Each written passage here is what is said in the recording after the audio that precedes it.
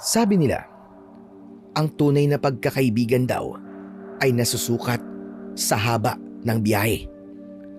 Pero paano kung ang biyaheng pinili ninyo ay patungo sa isang lugar na hindi lang pasensya ang susubukin, kundi pati na ang inyong katinuan?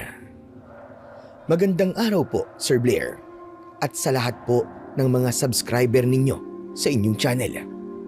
Tawagin niyo na lamang po ako sa pangalang Norman, isang antingerong manunugis sa probinsya ng Siquijor. Ang kwentong ipinadala ko po sa inyo ay tungkol sa isang matinding pangyayari na muntik na pong bumago sa buhay ng kaibigan kong si Waldo, at kung paano kami nakipagtuos sa reyna ng mga aswang na manaklob. Ang karanasang ito ay hindi ko makakalimutan dahil dito po nasukat ang tunay na pagkakaibigan namin ni Waldo, at dito rin po nagsimula ang pagtanggap ko sa aking tunay na tadhana. Ako po muli si Norman, at ito ang aking kwento. Ay, sa wakas, nakarating din. Grabe, nakakahilo din para sumakay ng barko, no? Ay, ang tagal. Inabot din yata tayo ng halos 15 oras sa biyahe, ah. Kasalanan mo yan kung bakit tayo tumagal sa biyahe. Kung pumayag ka sana na mag-eroplano tayo, di kanina pa sana tayo nakarating ng San Marcelino. Pambihira ka naman kasi. Dami mong arte. Hindi na ba siya nag-iinarte ako? Wala eh. Takot talaga ako sa heights eh. Hindi mo talaga ako mapasakay ng eroplano, Chong. Baka mamatay ako dun, ano? Tsaka, chill naman sumakay sa barko, ah. Ang ganda nga ng view eh. Maganda ang vibes, di ba? Mas chill kung sumakay tayo ng eroplano kasi makakapagpahinga kagad tayo at makakahiga kasi maaga tayong makakarating, hindi tulad nito. Layo-layo. Ay nako, kung alam ko lang na ayaw mo sumakay sa eroplano eh. Di na sana kita sinama eh. Pambihira ka. Buti na lang advance tayo ng konti at nagpunta tayo kagad dito. Kundi di ko maaabutan ng birthday ng lolo ko. Huwag ka na nga magalit. Takot talaga ako sa matataas eh. Ano magagawa ko? Ay nako, bahala ka.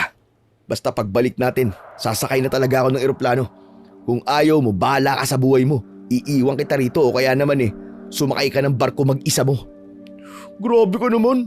Parang hindi kita best friend, ah. Ang brutal, ah. Hoy, seryoso ako, Waldo. Iiwan talaga kita, baka akala mo. Huwag naman, walang ganunan. Mag-best friend pa naman tayo eh. Mamamatay talaga ako sa eroplano kung ipipilit mo yun, promise. Tumahimik ka dyan. Halika na, sumakay na tayo ng tricycle. At nang makasakay na tayo ng bus. Hindi na siya sumagot. Bagkos ay sumunod na siya sa akin sa pagbaba ko ng barko. Pumara ako ng tricycle para magpahatid kami sa terminal ng bus. Walang tigil sa panunuyo sa akin si Waldo habang nakasakay kami sa tricycle.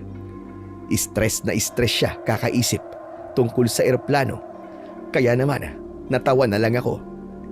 Ilang minuto pa ay nakarating na kami sa terminal. Bumaba kami pagkatapos kong magbayad sa driver at bumili muna ako ng cake bago nagtungo sa paradahan ng bus. Saktong-sakto dahil paalis na ang Ceres bus. Nakasakay kaming dalawa ni Waldo at habang bumabiyahe, nakaramdam ako ng antok. Hindi kasi ako nakatulog ng maayos sa barko dahil sobrang ingay at hindi din ako komportable. Pero hindi pa man ako nakakatulog ay may naamoy akong mabaho. Napatakip ako ng ilong, sabay tingin kay Waldo. Tol, may naamoy ka ba? Naamoy? Wala naman ah. Bakit? Ano ba naamoy mo? Mabaho, tol. Saka malansa. Parang may nagdala ata ng bulok na isda. Grabe, baho. Wala naman ah. Amoy pawis meron. Pero yung sinasabi mo na malansa, wala naman ako naamoy. Meron, tol. Ano ka ba? Wala nga eh. Siguro nananaginip ka. nakatulog ka kasi. Anong panaginip? Ano yun? Dala-dala ko hanggang sa paggising ko? Pambihira ka, oo. Kung hindi ka nananaginip, baka galing yan sa hininga mo, tol. O kaya sa kilikili mo. Sira ulo. Wala akong putok, no? Malansa nga, di ba? Malansa. Kung malansa, baka yung paa mo. Amoy patay na daga. Waldo, seryoso ko. Kulit naman ito eh. Ang tindi talaga ng amoy, oh. Nasusuka na tuloy ako eh. Baho. Hala, baka naman multo yan. Yung multo na hindi naligo bago namatay. Nakuha mo pa talagang magbiro, no? Baho. Talaga nandito yung amoy eh. Wala nga kasi. Tignan mo oh, sisigot ako. Wala naman ako naaamoy ah. Inirapan ko na lang ang gunggong. Wala talaga akong mapapala sa kanya. Pinili ko na lang na manahimik habang nakatakip pa rin ako ng ilong. Pero dahil doon, ay hindi na talaga ako dinalaw ng antok. Maya-maya, pagkalipas ng kalahating oras, may pumara na pasahero sa likuran namin. Isang babae na may edad, ang dahan-dahang bumaba. Ang weird lang kasi, hindi pa man ganong katanda ang mukha niya, pero purong puti na ang buhok niya at kulubot na din ang kanyang mga balat sa kamay. Bago siya tuluyang bumaba ng bus, nakapagtatakang sumulyap siya sa akin at biglang ngumisi. At pagbaba niya ng bus, sa akin siya nakatingin at hindi siya lumubay hanggang sa tuluyan ng makalayo ang bus. Hindi naging maganda ang kutob ko sa babaeng yon, Sir Blair. Lalo pa nang bigla na lang ding naglaho ang masangsang na amoy. Sigurado kong may kinalaman ang babae na yon sa kakaibang nangyari. Tol, ayos ka lang ba?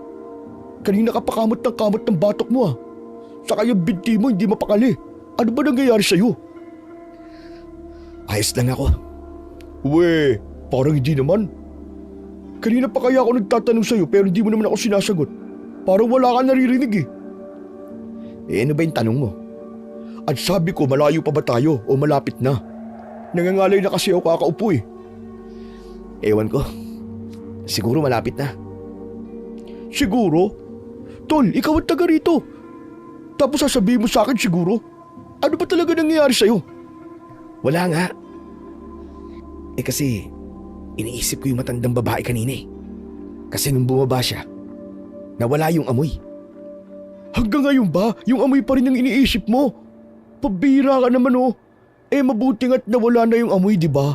At least, wala ka nang inaamoy-amoy. Baka may dalang ewan yung matanda, kaya ganun. Wala ngang dali. Ay nako, ewan ko sa'yo. Siguro may jet lag ka, kaya ka nagkakaganyan. Si Raulo, anong jet lag? Sa barko tayo sumakay.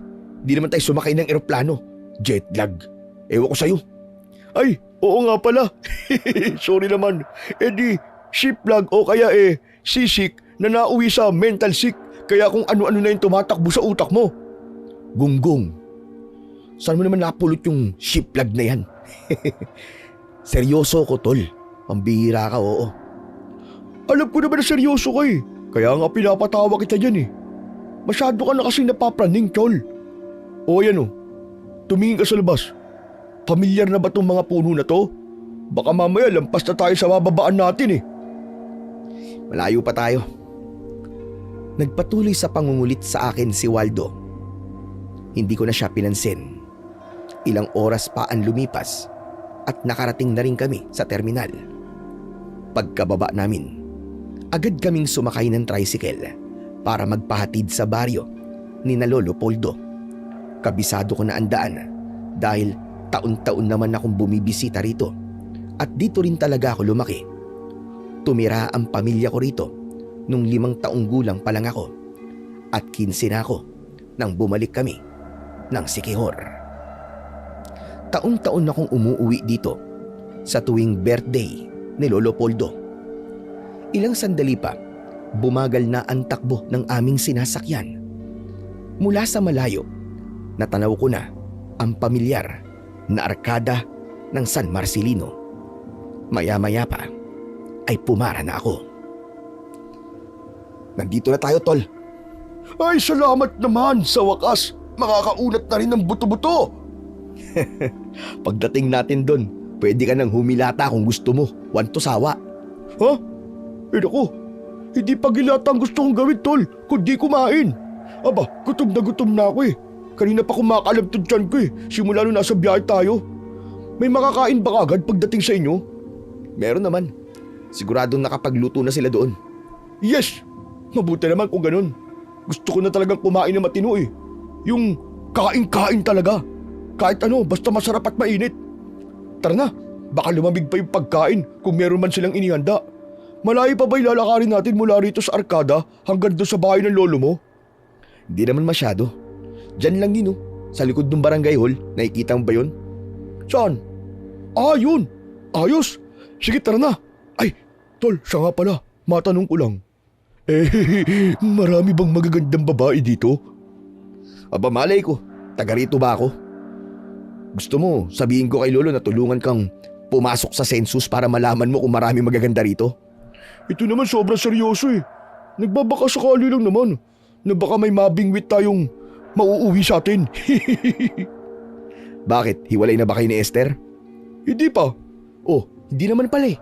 Bakit naghahanap ng iba yung mata mo? Ano ka ba, tol? Hindi mo ba alam ang salitang collect and select? Medyo nagkakalabuan na kasi kami ni Esther. Mas mabuti na yung may reserba ka, no? Sira ulo ka talaga eh. Ang hirap sa'yo, hindi ka nagseseryoso sa mga babae, kaya iniiwan ka eh. Alam mo kung ako sa'yo, magseryoso ka na doon kay Esther. Mabait naman yun eh, tsaka maalaga. Ikaw din, baka magsisi ka sa bandang huli, bahala ka. Ikaw, tol, kailan ka ba magkakajowa, ha? Lampas ka na sa kalendaryo, pero hindi ka pa rin nag-aasawa o nagkakanobya. Huwag mo na nga isipin yun, may sarili akong diskarte. Wala rin naman akong balak mag-asawa sa ngayon eh. Saka na. Baka kung nasa 40 anyos na ako. At sabihin mo, masyado kang torpe. Kahit babae na lumalapit, ikaw naman ang umaayaw. Nagdududa na nga ako sa'yo, tol eh. Nagdududa na ano? Na baka bakla ka at lalaki din ang gusto mo. Baliw! Ikaw itigil mo nga yung bibig mo. Hindi ako bakla. Mamaya may makarinig sa'yo, maniwala eh.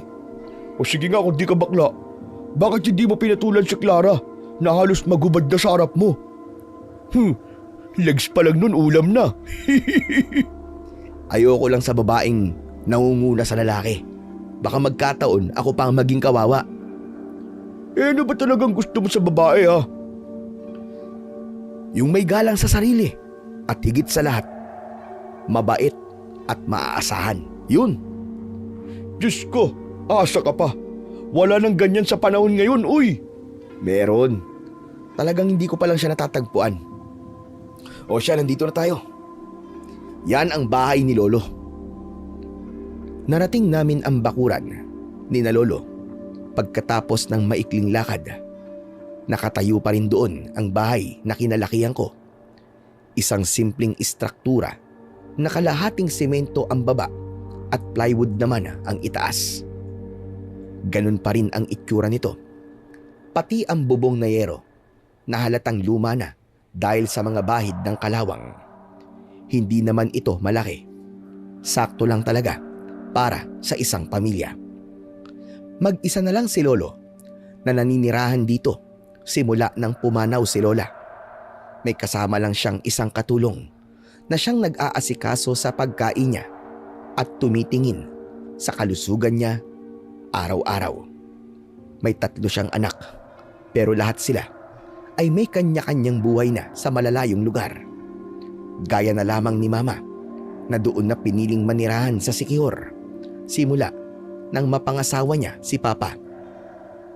Habang papalapit kami sa pinto, napansin ko na maayos naman ang bakuran. Malinis at halatang hindi pinababayaan ng taong nakatira sa loob. Huminga ako ng malalim bago kumatok. Nang bumukas ang pinto ay nakita ko ang isang batang lalaki na sa tingin ko ay 10 taong gulang pa lang. Nang makita kami ng bata, bigla itong tumakbo pabalik sa loob. Ano nangyari doon? Bakit parang natakot sa atin?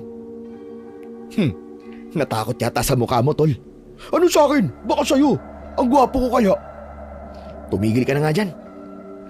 Waldo, baka kung ano pang isipin ng mga tao dito sa'yo. Totoo naman kasi. Baka akala ng bata may kasama kang artista kaya nagulat. Norman, apo. Ikaw na ba iyan? Ay, lo, maano po? Ay nako, ikaw nga. Salamat naman at dumating ka na, apo. Akala ko pa naman nakalimutan mo na ang birthday ko. Magagawa ko po ba yun, lo? Siyempre, hindi ko po kakalimutan yun. Pasensya na po kayo at medyo po na-late kami. Ayos lang, ayos lang. Ang mahalaga nandito na kayo. Teka, sino ba itong kasama mo? Magandang araw po, Lolo. Ako po si Waldo. Ang gwapo pong best friend ni Norman. Happy birthday po pala. Salamat iyo. O siya. Halina kayo sa loob at nang makakain na tayo. Yon! Salamat naman at makakakain na din. Sige po, lo. Pagpasensya niyo na po itong kasama ko at nagutom po talaga sa haba ng biyahe. Ayos lang. Nakakatuwa nga eh. O sige na. Pasok na kayo at tumuloy na kayo doon sa kusina. Bit-bit na namin ang mga gamit namin papasok sa loob habang iginigiya kami ni Lolo Poldo. Agad na sumalubong sa amin yung masarap na amoy ng mga nilutong pagkain na nanggagaling sa kusina. Dumiretso kami sa pagkainan kung saan nakahain ang mainit na kanin at sinigang, adobo at marami pang iba. Si Aling Ising naman ay abala pa rin sa pag-aayos ng iba pang platito. Kumuha na kami ng makakain at habang kumakain, masaya kaming nagkwentuhan. Tawang-tawa si Lolo sa mga hirit ni Waldo tungkol sa mga karanasan namin sa Siquijor. Kitang-kita ko sa mga mata ni Lolo na masayang-masaya siya sa presensya namin. Pero sa gitna ng tawanan ay napansin ko yung bata na nakasilip sa gilid ng pinto ng kusina. Hindi siya gumagalaw at diretso lang ang tingin sa akin. Hindi ako naging komportable, kaya naman tinanong ko si Lolo. Lo, sino po palang batang yun? Yan si Pipoy. Anak ng kapitbahay ko rito. Nasa likod lang ang bahay nila. Apo ni Antonio ang nanay niyan. At mag-iisang taon na sila rito. Kaya pala. Hindi ko kasi siya nakita nung huling pag-uwi ko dito eh. Mabait ang nanay niyan. Maganda pa. Katunayan, siya ang nagluto nitong lahat ng kinakain nyo ngayon. Talaga po, Lo? Maganda? Sexy ba?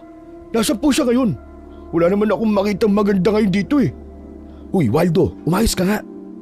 Inaatake ka na naman ang sakit mo Pati nanay ng bata pinupuntirya mo. Nakakaya kay Lolo. Grabe ka naman sa akin, Tol. Gusto ko lang naman makita kung totoo yung sinasabi ni Lolo Poldo. Siyempre, kailangan ma-verify ang impormasyon. Ikaw talaga, kahit kailan ka eh. Kahit na. Malamang may asawa na yun. May anak na nga eh. Wala siyang asawa, iyo. Si Malia, kumbagay single mother. Pero gaya ng sabi ko, napakabait na bata at talagang masarap magluto. Kaya siya nang kinuha kong taga-asikaso ko rito sa bahay. Wala na po yung dati niyong kasama dito sa bahay, Lo. Sino? Si Kundapia. Abay nariyan pa rin. Napansin kong biglang binilisan ni Waldo ang pagsubo. Yung tipong parang may hinahabol na biyahe. Alam ko na, ang galawan ng kumag na to, may binabalak na naman at siguradong kalokohan yon. Kaya naman, hindi na talaga makapaghintay na masilayan yung sinasabi ni Lolo na magandang kasambahay. Ilang saglit lang, nawala na siya sa kinauupuan niya.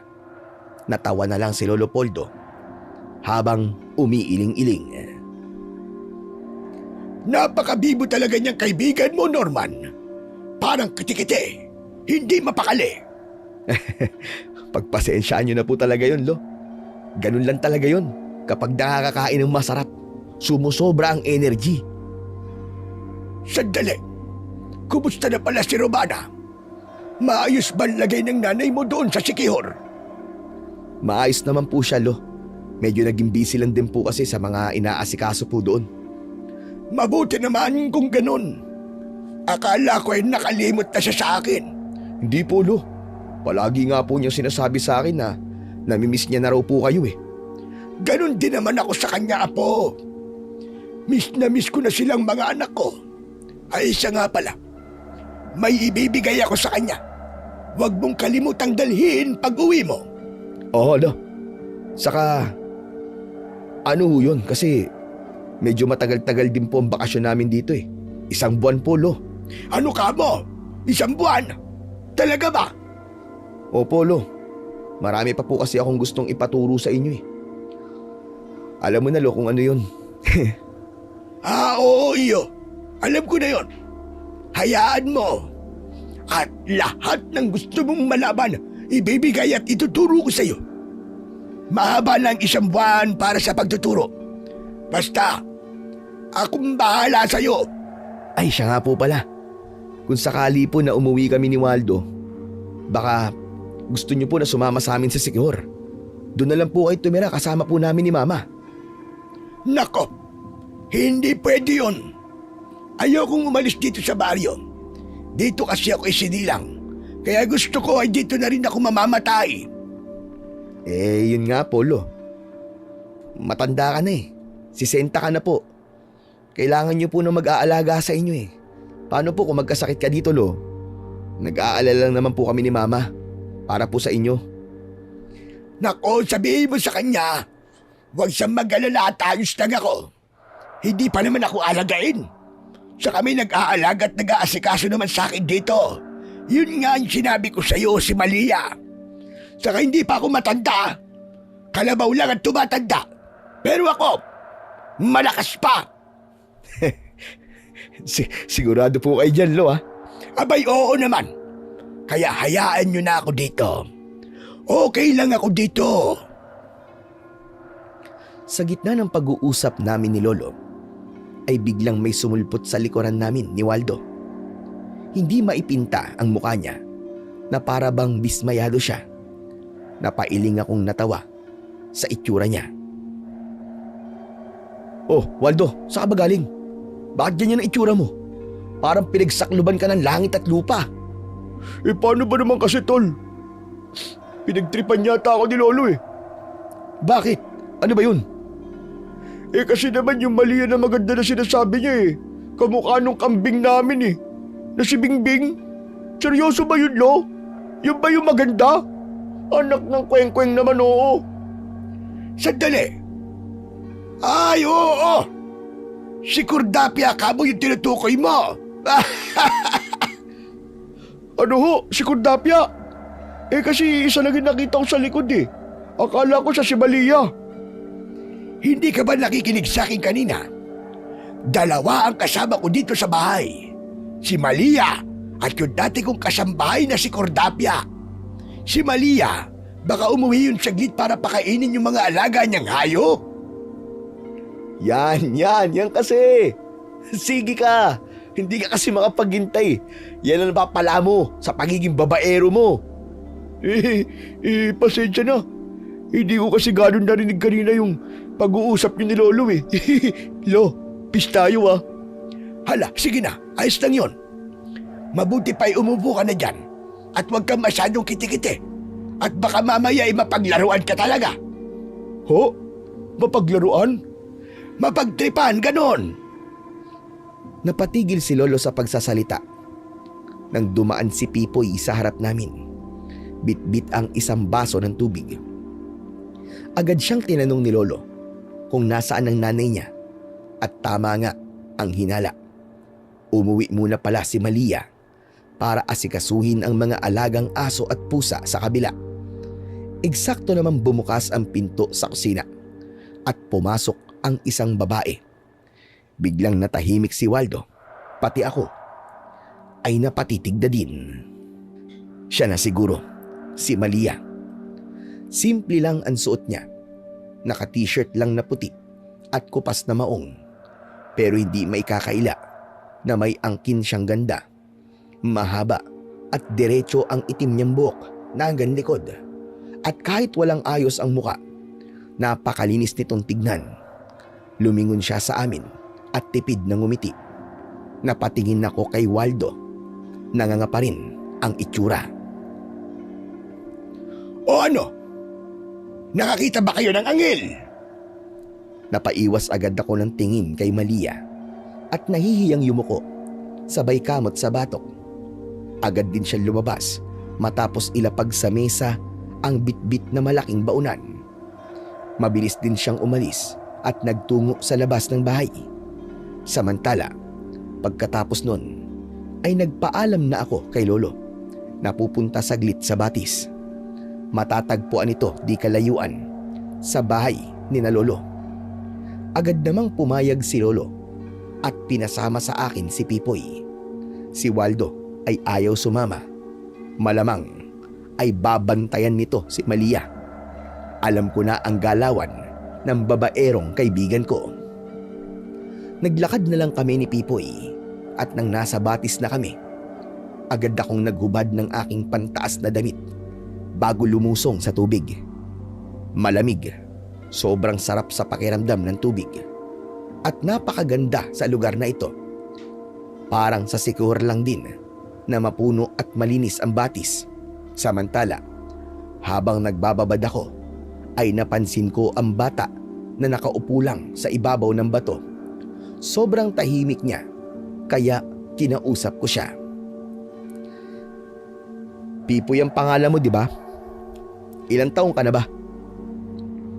10 taon po. Bata ka pa pala talaga. Yung tatay mo nakilala mo ba? Ay, naku, pasensya na. Na-curious lang ako. Wala na po akong tatay eh. Sabi po ni mama patay na raw po siya. Bago pa po ako pinanganak. Ganun ba? Pasensya ka na, di ko alam ha. Pero ayos lang yan. Nandiyan naman ang nanay mo eh. At tingin ko, mahal na mahal ka naman niya. Opo. Alam mo, Pipoy, ang sarap ng tubig. Sayang naman kung uupo ka lang dyan. Gusto mo ba turuan kita lumangoy?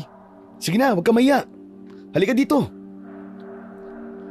Dahan-dahan niyang iniabot sa akin ang mga kamay niya. Natuwa naman ako dahil marunong naman pala siyang lumangoy. Sadyang mahiyain lang talaga ang bata. Nagpatuloy kami sa paglangoy hanggang sa medyo napalayo na kami sa pampang. Masaya kaming nagtatampisaw at hindi na namin namalayan ng oras. Pero sa gitna ng katuwaan, biglang kumunot ang noo ko. Pipoy! Pipoy! Naamoy mo ba yun? Hindi sumagot ang bata. Nakatingin lang siya sa akin. Yung amoy na yun, bumalik na naman. Mabaho at malansa. Eksaktong-eksakto yung amoy na naamoy ko sa bus na sinakyan namin ni Waldo. Halos masuka ako sa baho nun.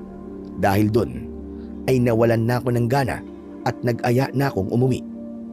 Pero hindi pa man kami nakakabalik sa pangpang ay may napansin akong 2 tao. Isang babae at isang lalaki. May mga pasan silang sanga sa kanilang mga ulo. Tahimik lang silang naglalakad ni hindi kami nilingon. Bigla tuloy akong napalingon kay Pipoy at napatanong. Pipoy, kilala mo ba sila? Taga dito ba sila sa atin? Hindi ko po sila kilala eh. Pero lagi ko po silang nakikitang dumadaan dito na may dala pong panggatong. Nilingon ko ulit yung 2 tao. Pero laking gulat ko nang wala na sila sa daan.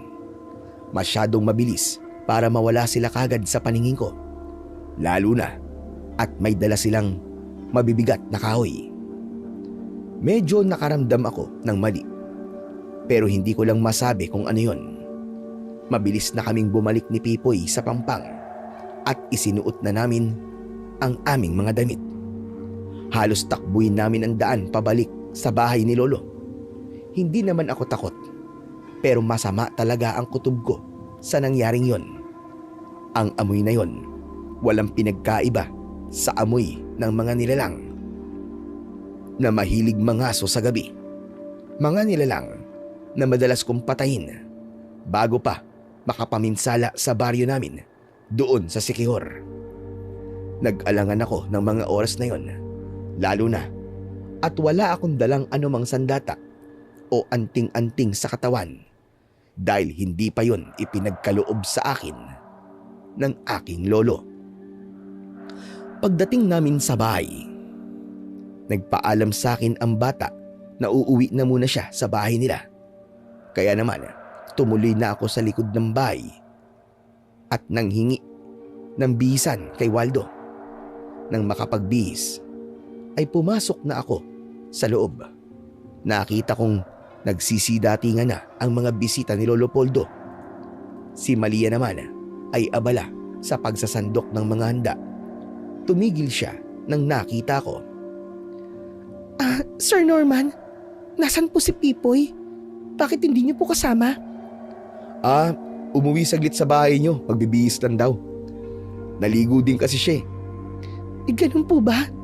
Sige po. Grabe Malia, sobra ka naman formal sa akin. Normal na lang. Sorry. Grabe Malia, sobra ka naman formal sa akin. Normal na lang. Huwag mo na akong pinupo at siniser kasi halos magkaedad lang naman tayo eh. Saka hindi mo naman ako amo. Sige, Norman. Halatang nahihiya siya at hindi mapakali habang nandoon ako. Kaya hinayaan ko na lang muna. Baka hindi siya makatutok sa ginagawa niya dahil sa akin. Ilang sandali pa ay dumagsa na nga ang mga bisita. Tumulong na din akong mag-asikaso sa mga bisita. Pero may napansin ako. Habang umiikot-ikot sa loob ng bahay at sa bakuran ni Lolo, naroon ulit yung mabahong amoy. Sinubukan kong hulaan kung saan nanggagaling yon. Isa-isa kong tinitignan ang bawat bisita. Pero habang tumatakbo ang oras, mas tumitindi at naging matapang ang amoy na yon.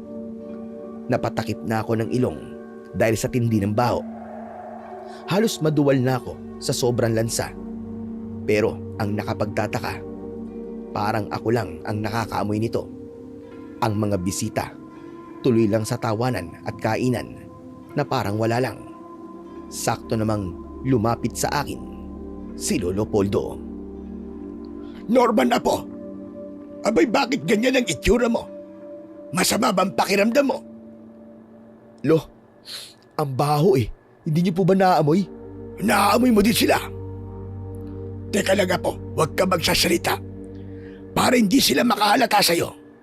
Halika, punta muna tayo sa kwarto at doon tayo mag-usap. Sumunod ako kay Lolo. Pagpasok namin, agad niyang isinarado ang pinto at lumingon sa akin ng seryoso. Lo, ano po ba talaga nangyayari? Bakit ang baho po sa labas? Yun ang amoy ng mga aswang na manaklob. Nandito ang ilan sa kanila. Aswang na manaklob? Seryoso po ba kayo, Lo? May mga aswang na po dito sa baryo? Matagal na. Marami na nga sila eh. Nagpapanggap silang mga tao. Namumuhay ng normal at nakikihalubilo sa atin. Yung ibang bisita sa labas, hindi lahat ay tao. Alam niyo po yun. At hinahayaan niyo na lang po na pumasok po sila dito at makikain sa birthday niyo. Eh, anong magagawa ko? Wala naman silang ginagawang masama pa rito sa baryo natin. Hindi naman sila nang bibiktima ng mga tao rito. Kumbaga marunong silang makisama. Pero Lo, delikado pa rin yun.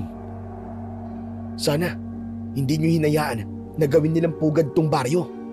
Paano kung may masama pala silang plano, Lo?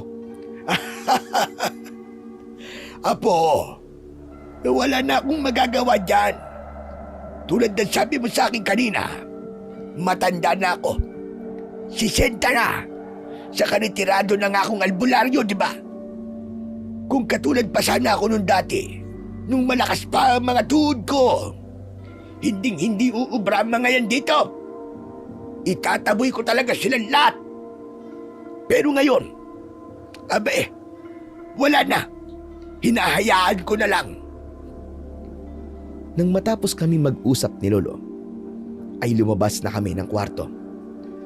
Pinilit ko na huwag magpahalata na may alam ako. Habang naglalakad ako sa gitna ng mga bisita, lihim ko silang sinusuri. Isa-isa, gamit ang pang-amoy ko, isa-isa kong natukoy kung sino ang mga manaklob. Tinandaan ko ang mga mukha nila, yung galaw nila, at kung ilan silang lahat na nakahalo sa mga totoong tao. Ilang sandali pa ay natapos na rin ang selebrasyon. Unti-unti nang nagpaalam ang mga bisita dahil gabi na rin. Sinamahan namin ang iba sa kanila hanggang sa madilim na kalsada malapit sa poste na may ilaw papunta sa barangay hall para masigurong ligtas ang ilan sa kanila na makauwi. Pagbalik namin sa loob ng bahay, hinanap ko si Waldo pero hindi ko siya nakita sa loob ng bahay at maging sa bakuran. Lo, nasa si Waldo? Kanina ko pa hindi nakikita yun ah. Aba, oo nga no. Hindi ko rin siya napansin kanina. Nagmamadali akong umakyat sa kwarto namin para tignan kung nandun siya. Pero walang tao. Ang gamit niya nandun naman. Sinilip ko rin ang banyo, yung kusina at maging sa bakuran. Pero wala ni anino niya. Lo, wala po talaga siya eh. Halos nalibot ko na po ang buong bahay. Nako, saan kaya nagpunta ang damuho na yon? Sino pong hinahanap nyo? Si Kuya Waldo po ba? Oo, siya nga. Nakita mo ba? Opo, kanina po nasa likod po sila ng bahay. May kasama po siyang babae. Anak ng teteng. Kahit kailan talaga hindi mapigilan ang pagiging babaero ng taong yun eh.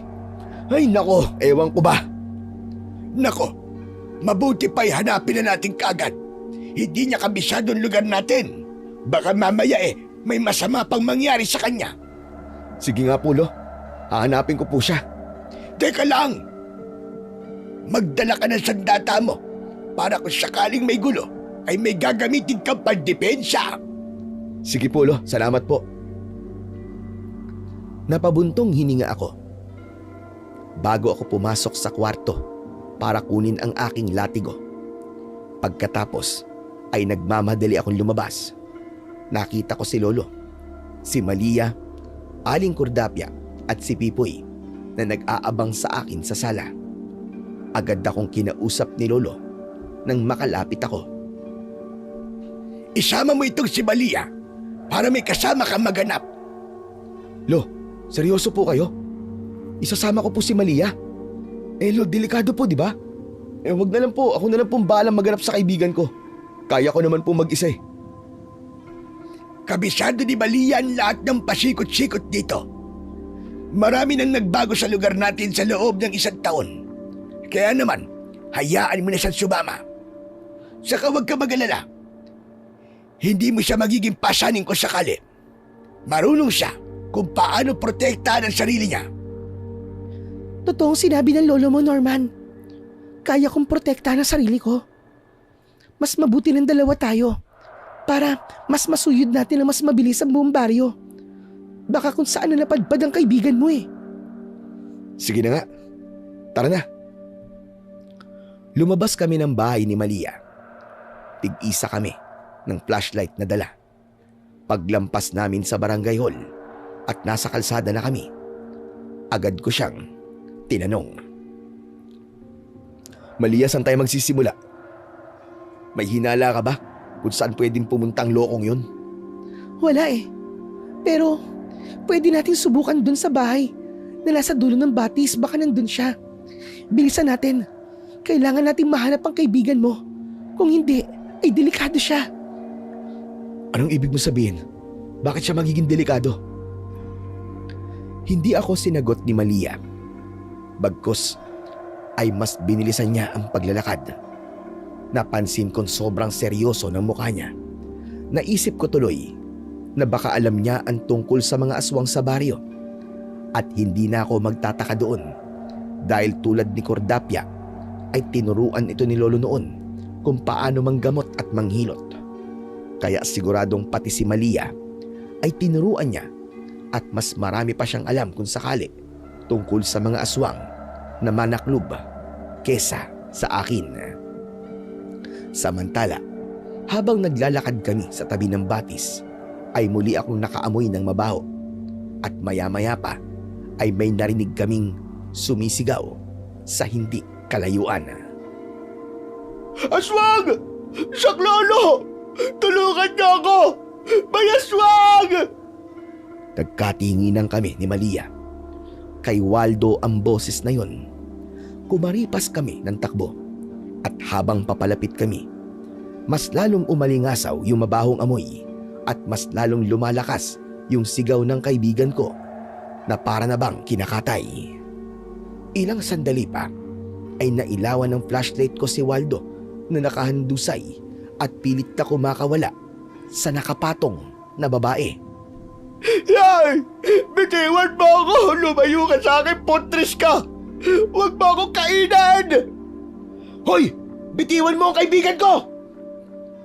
Nang sandaling isigaw ko yon, biglang huminto ang babae at dahan-dahang lumingon sa akin. Doon literal na naramdaman ko ang pagtayo ng lahat ng balahibo sa katawan ko. Hindi nga tao ang nasa harapan namin, kundi isang aswang. Isang nilalang na may kasumpa-sumpang anyo. Kulay abo ang kanyang balat. Ang mga mata niya ay walang itim, purong puti na lang, habang ang bibig niya ay punong-puno ng matutulis na pangil. Mahaba din ang kanyang mga kuko. Ito na siguro ang aswang na manaklob. Ang mahaba niyang buhok ay para bang may sariling buhay na gumagalaw-galaw pa na parang mga ahas habang unti-unting lumalaki ang kanyang anyo. Hindi ko na hinintay na makasakit pa ang aswang. Buong lakas kong iwinasiwas sa kanya ang latigo at humagupit yun ng direkta sa balat niya. Tumama ito sa kanyang balikat. Nabitiwan niya ang kaibigan kong si Waldo at nagpagulong-gulong siya sa lupa habang sumisigaw sa labis na sakit. Nang makabawi ay sumingasing siya na para bang galit na aso. Nagngangalit ang mga ngipin niya. Pero hindi ko siya binigyan ng pagkakataon. Inulit ko ang paghataw sa kanya. Sa bawat hagupit ng latigo, napapasigaw siya sa tindi ng hapdi. At sa huling hataw ko na tumama mismo sa kanyang likuran, bumuka ang makapal niyang balat at doon bumulwak ang napakaitim at malansa niyang dugo. Napasigaw siya ng pagkalakas-lakas. Doon ko napansin yung kaninang tapang at bagsik sa mukha niya ay biglang napalitan ng takot habang nakalupasay sa lupa. Nanginginig siyang tumingin sa akin bago mabilis na bumangon at kumaripas ng takbo papasok sa madilim na bahagi ng kakahuyan. Hoy! Bumalik ka rito! Halimaw ka! Huwag kang duwag! Norman, huwag mo siyang hahayaang makatakas. Hulihin mo siya ng buhay. Kailangan natin ang dugo niya. Bilisan mo! Tumakbo ako at sinundan ang halimaw, pero mabilis itong nawala sa kakahuyan at hindi ko na naabutan. Kaya bumalik ako sa kinaroroonan ng dalawa. Nawala na din yung amoy, kaya naman alam kong nakalayo na siya talaga. Hindi ko na siya naabutan eh. Masyado siya mabilis. Hayaan mo na yon. Mabuti pa'y tulungan mo ako rito kay Waldo. Hinimatay na ang kaibigan mo. Ano? Hinimatay? Bakit naman? Nasugatan siya ng aswang. Malalim ang pagkakabao ng kuko sa balikat at braso niya. Nilapitan ko sila at itinapat ang flashlight sa braso ni Waldo. Doon ko nakita ang 4 na mahahabang kalos na nangingitim na ang paligid. Hindi normal ang sugat na yon, parang may kumakalat na lason sa balat niya at amoy nabubulok na kagad kahit bago pa lang. Putres din, oh. Kailangan natin madala kagad kay Lolo Poldo to. Baka kung ano mangyari sa kanya. Kailangan natin magmadali. Yung dugo ng manakob na nasa kuko niya, mabilis kumalat yun sa katawan ng tao. Kapag hindi naagapan bago sumikat ang araw, baka hindi na magising ang kaibigan mo. Sige, tara na. Tulungan mo na lang akong maipwesto siya sa likuran ko. Sige, dahan-dahan lang. Mabigat tong kaibigan mo eh. Putres, oo nga, mabigat. Ang payat-payat. Tignan mo, ang bigat pala. Waldo, gumising ka nga. Huwag mo nang gisingin. Ayan, iangat mo na. Hawakan ko mga binti niya para hindi dumulas. Ayos lang, Malia. Kaya ko siya. Basta't ilawan mo lang yung daan. Naglakad na kami pabalik sa bahay. Habang pasan-pasan ko si Waldo, may nararamdaman akong kakaibang init na nanggagaling sa sugat niya na tumatagos sa damit ko. Mukhang tama nga si Malia. Hindi lang basta kalmot ang nakuha ng lokong kaibigan ko. Totoong may lason o kamandag ito. Ilang sandali pa, nakarating na kami sa bahay. Gulat na gulat si Lolo Poldo. Lo, tulungan niyo po kaming gamutin si Waldo. Hindi siya pwedeng mamatay. Pagagalitan ako ng nanay niya. Hala, sige. Ipasok niyo agad siya sa loob. Norman, ilapag mo siya sa mahabang upuan sa sala. Malia, kuhanin mo ang palanggana ng maligamgam na tubig at yung langis ng tawa-tawa na nakatago sa ilalim ng altar. Sige, magmadali kayo. Opo, Lo. Lo, ang init po ng balat niya at tignan niyo po yung sugat, nangingitim na. Sabi ni Malia, baka raw may lason yung kuko ng aswang. Hindi lang basta lason yan na po. Kamandag ng manaklob yan.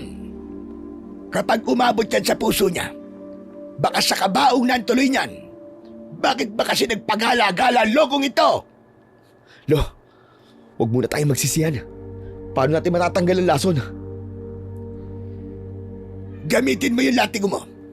Ipulupot mo sa panan niya para hindi lumabas sa kaluluwa niya habang ginagamot ko. Malia, nasan ba yung pinapakuha ko sa'yo? Heto na po, Lolo Poldo. Maganda kayo. Masakit ito. Kahit himatayin yan, mararamdaman ng katawan niya ang hapdi ng gagawin ko, Norman. Hawakan mo balikat niya. Hawakan mo maigi. Huwag mong hahayaang magpumiglas. Sige po, Lo. Pero Lo, siguraduhin niyo po mabubuhay yan, ha. Marami pa kaming pangarap niyan eh. Kahit gunggong yan, mahal ko yan, Lo. Oo, sige. Hala, magsimula na tayo. Gamit ang maligamgam na tubig, nilinisan ni Lolo Poldo ang mga sugat. Inalis ang mga natuyo na itim na dugo. Pagkatapos noon ay binuksan niya ang garapan ng langis at dahan-dahan itong ibinuhos sa sugat. Nakakapagtaka dahil bumubula ang langis sa ibabaw ng balat ni Waldo na para bang may nilalabanan kung anong dumi o kamandag, yung para bang sa agwa oksinada. Nang mawala na ang bula, ay pinunasan ito ni Lolo gamit ang malinis na tela. Habang idinidiin ni Lolo ang tela sa sugat, biglang nanginig ang buong katawan niya. Namutla siya ng gusto at nagsimulang mamuo ang malalaking butil ng pawis sa kanyang noo. Mamaya pa, nagsimula na siyang mamilipit. Ang mga kamay niya ay tila nanigas na nakakuyom at ang kanyang katawan ay bumabaluktot sa upuan. Maririnig ang mahihinang ungol sa kanya. Yung bantunog ng isang taong nakakaranas ng matinding hirap at sakit. Lo, ano po nangyayari sa kanya? Ayos lang po ba siya? Huwag kang mag-alala. Magandang senyalis siya ni iyo, sorry. Huwag kang mag-alala. Magandang senyalis siya niyo. Ibig sabihin, ay gumagana ng langis sa kanya. Nalilinis na natin ang mga lason sa loob ng kanyang katawan. Di ba sabi ko kanina, masakit ang prosesong ito. Kung ganun, Waldo, konting tiis na lang, ha. Ilalabas ng katawan mo ang lason. Kapit lang. Sa bawat pagpihit ng katawan ni Waldo, may kung anong itim na likido ang lumalabas sa kanyang sugat. Muling binuhusan ito ni Lolo ng langis at tulad kanina, bumula na naman ito.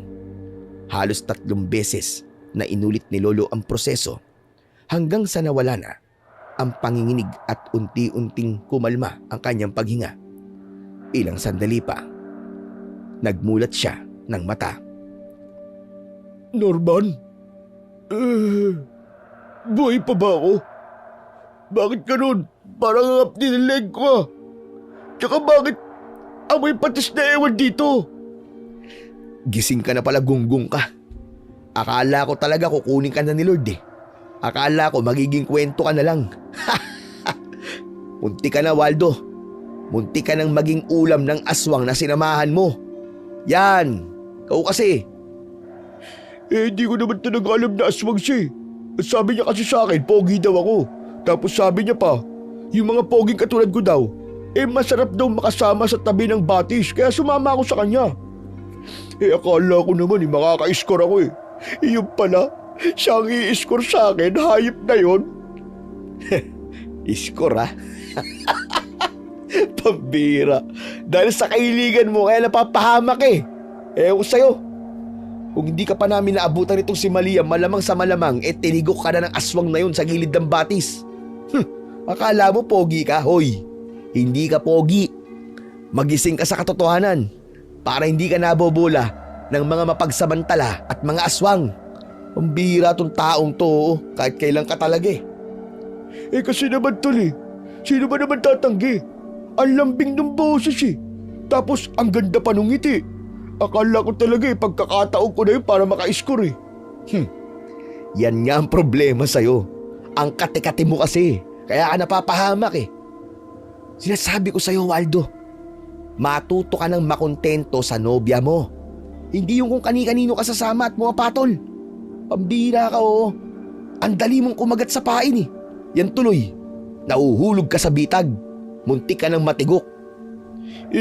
Pasensya na tol. Pasensya na talaga. Wala nadala lang ako eh. Nadala. Sipain kita dyan eh. O sana ngayon, madala ka na talaga nang magtanda ka sa nangyari sa'yo. Isipin mo naman yung mga taong naghihintay sa'yo sa bahay nyo, no? Isipin mo yung nobya mo.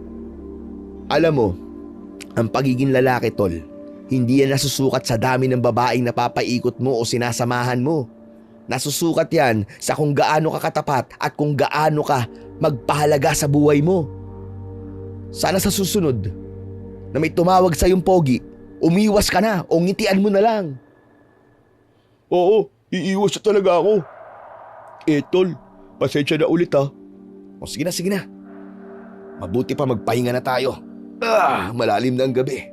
At kailangan mo ring bawiin ang lakas mo para gumaling kagad yung sugat mo. Salamat Norman ha. Salamat din kay Lolo Poldo at Malia.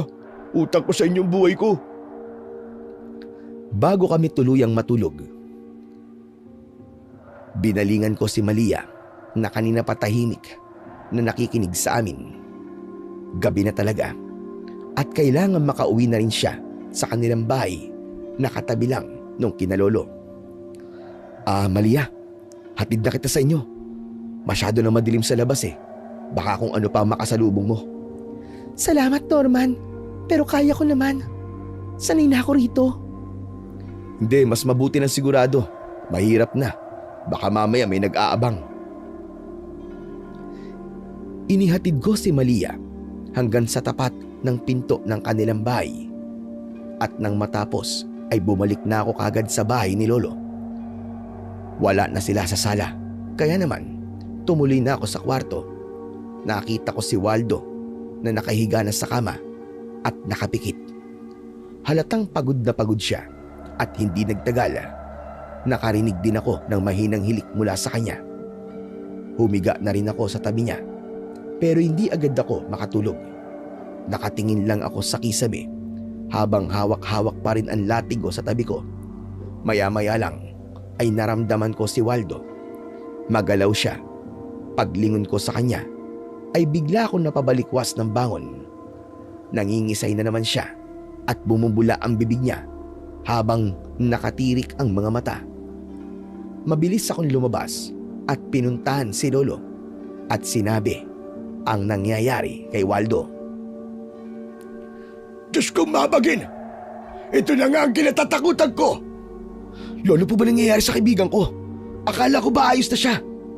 Hindi tayo nagtagumpay, Apo. Mukhang tinalaban talaga ng kamandag ang buong katawan niya. Nahawa na ang kaibigan mo! Teka, ano po nahawa? Nalinis niyo naman po ang sugat niya, di ba? Sabi niyo kanina gumana po yung langis. Yun din ang akala ko. Pero hindi, nagkamali ako. Hindi ordinaryong manakub ang umatake sa kanya. Sa itim ng dugo, lumabas sa kanya ngayon. Mukhang isang dugong bugaw na aswang ang nakakagat sa kanya. Dugong bugaw? Ano yun, Lo? Mayaman na aswang? Ano pong ibig niyo sabihin? Ang mga dugong bugaw, sila'y mga purong lahi. Mas matindi ang kamandag nila. Mabilis kumalat at mapanlinlang. Ang kamandag nila ay hindi basta-basta natatablan ng ordinaryong langis o tawa-tawa. Anak ng ibig sabihin, magiging aswang na rin po si Waldo. Ganun po ba? Yun ang nakakatakot.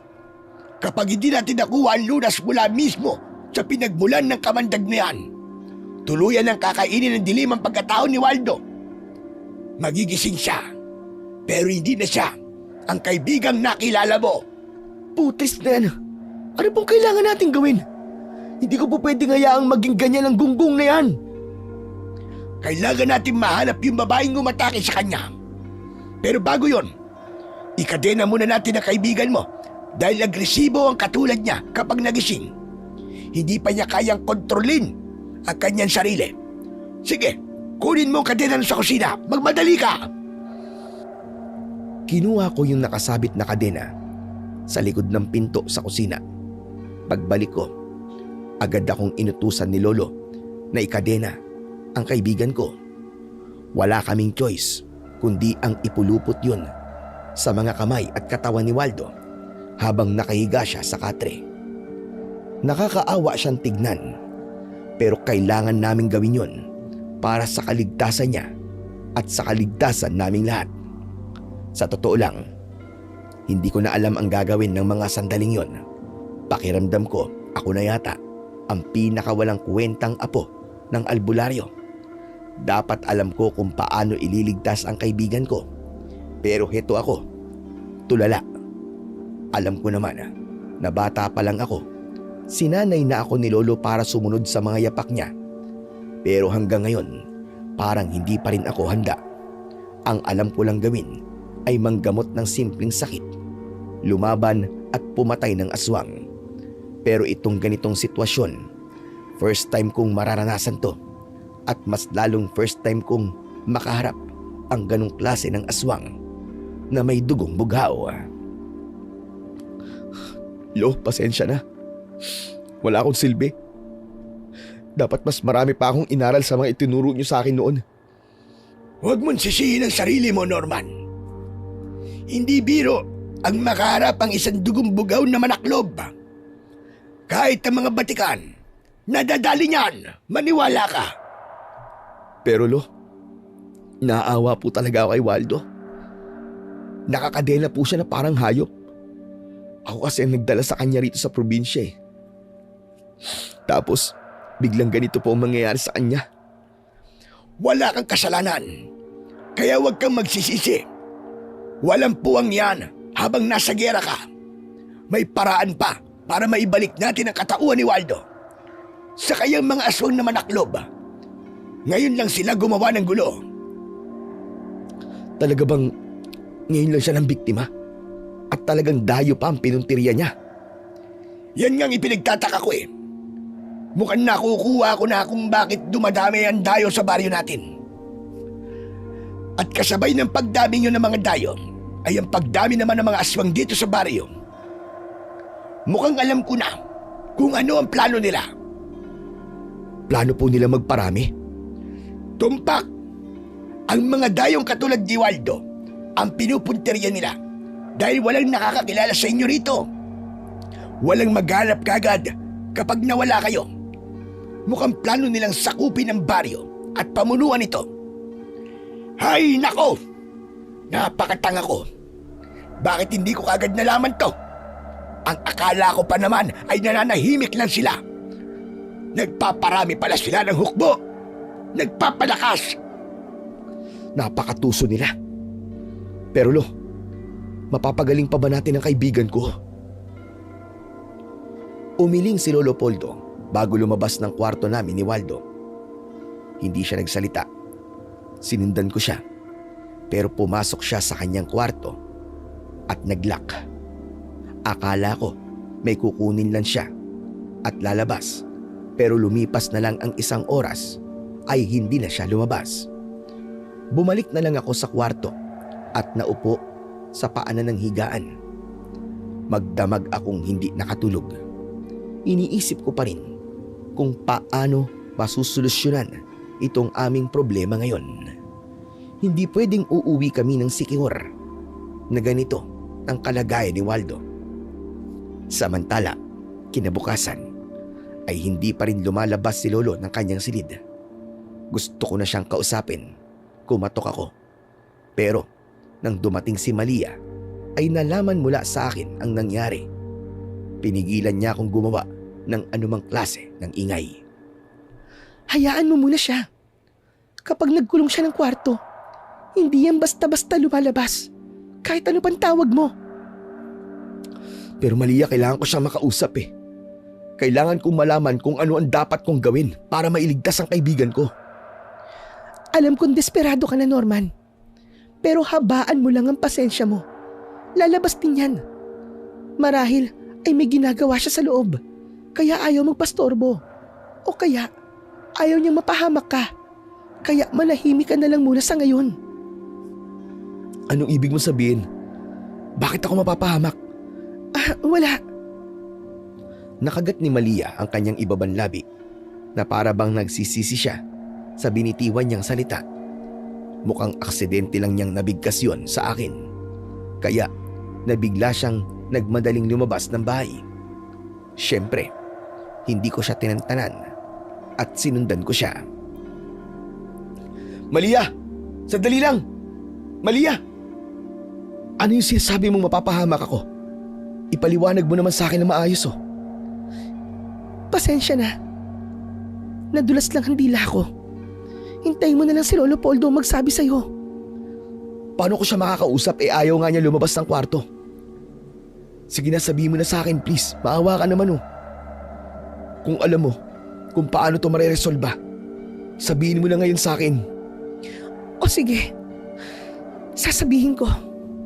Pero kulang ang impormasyong makukuha mo sa akin. Ayos lang. Basta sabihin mo sa akin. Sige. Kailangan mo mahanap ang purong aswang para mapagaling ang kaibigan mo. Dugo niyan tanging lunas para maibalik sa normal si Waldo. At ang dugo na yon dapat nang galing mismo sa pumatay o kumagat sa kanya.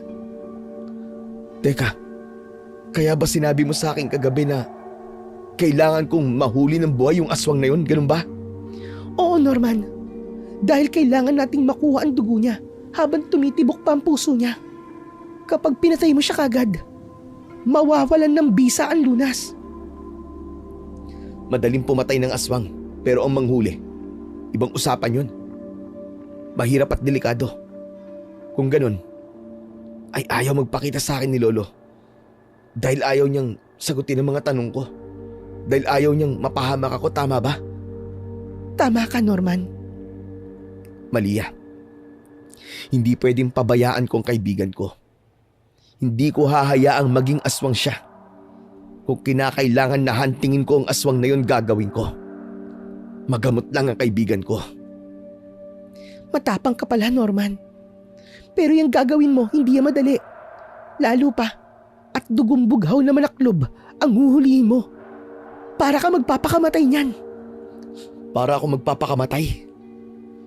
Pero kaya ko siya. Nasugatan ko siya, di ba? Natakot nga eh, nung hinagupit ko siya ng latigo.